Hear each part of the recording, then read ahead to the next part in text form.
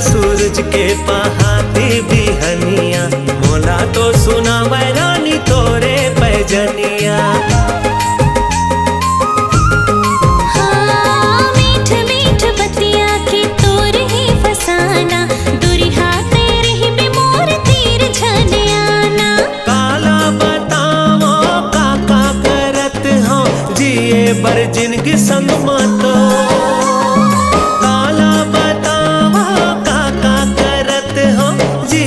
बर जिनगी संग मतो समझ नहीं आवे गोरी तो समझ नहीं आवे गोरी तो समझ नहीं आवे बैहा तू समझ नहीं आवे बैहा तू।